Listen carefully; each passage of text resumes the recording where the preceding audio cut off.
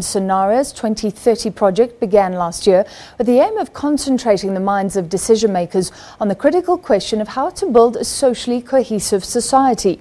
And yesterday, the players briefed President Cyril Ramaphosa, who has also welcomed the initiative. Well, scenario planning is an adaptation of methods used by military intelligence. It imagines several different futures and outcomes to determine appropriate responses. The South African Scenarios is an independent project initiated by Anglo American and the Mapungubwe Institute for Strategic Reflection, as well as academic Dr Somadoda Fikeni. He joins us now, a regular on the show. Great to have you with us, Dr Fikeni from Pretoria. Firstly, is this that kind of planning where you imagine those different possibilities and how we can respond? Certainly, this is the kind of research work which has taken an input academic and technical reflection, 8 scenarios that will allow South Africa a strategic conversation about possible futures, also to allow different sectors, the public sector, the civil society, how they can fashion their own contributions towards. Aim is to answer the question, what would a socially cohesive South Africa look like? So the focus is social cohesion, not unemployment, not poverty, but I guess you think it all hinges on social cohesion. Yes, social cohesion here is understood in a broader sense, not just your reconciliation in a lighter sense, but an inclusive society. Communities who were in the past will be able to work together, and we will have an inclusive economic development and social justice.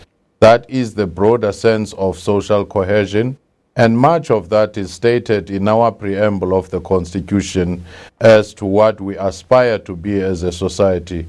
So the question this exercise was asking, to what extent is this attainable by 2030?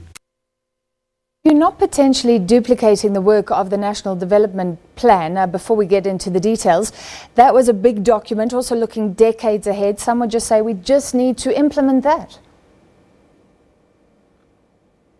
Not at all. The National Development Plan is a plan which says this ought to happen this time. Planning simply analyze the realities on the ground. This way, or they could go that way, they could go that way. So these actually complement each other. If you want to attain some of the things in the National Development Plan, the key drivers, some considerations to make or do that, you begin to move and drift in a different direction. Hence, it is very important to have scenario planning so that can from time to time determine whether actually moving in that direction of fulfilling the development plan. Imagine there's so many different scenarios, especially with Donald Trump in the White House. Can you give us some ideas of the thought process behind this, some of the scenarios that you've come up with? Well, so we're going to launch these on the 21st of June, so I wouldn't try to reveal the specifics, but it does indicate some of the possibilities of negative things happening and spiraling in a downward spiral manner, which could drift away from any possibility of social cohesion. But also it presents a scenario and some of the factors behind what would drive it towards the positive. And there is yet another scenario which presents something of a mixed future, where you would have a society limping forward with some positives and some negatives.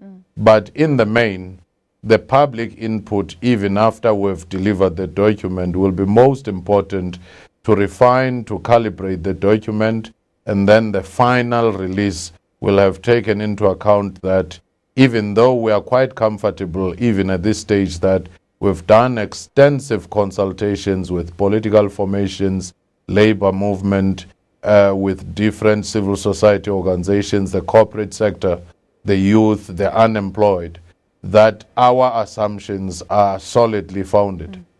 Can you give us some hints? How do we move very far away from the doomsday scenario towards the good scenario? Is there any silver bullets?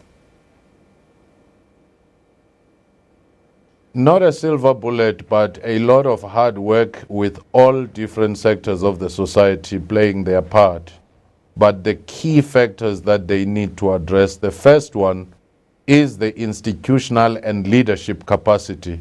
Because without those, the state, the public sector, the private sector, the civil society, institutional capacity to make things happen, then you wouldn't move too far. The second issue is inequality. If you don't deal with inequality, the socio-economic justice, then you won't go too far, because that will not be an inclusive society. And the third one, dealing with the scars of the past, the issue of reconciliation, the issue of resentment, the issues which are existing in the emotional realm of what has happened and what is currently happening. If you deal with those key issues, you would be able to rally the nation towards fulfilling some of the objectives away from the doomsday scenario. All right, so as he says, this will all be launched, those scenarios, later this month in Kyalami. Thank you very much for being with us, as always, Dr Somadoda Fikeni, who is part of the Indlulamithi South African Scenarios 2030 project. We take a short break. I'll be back.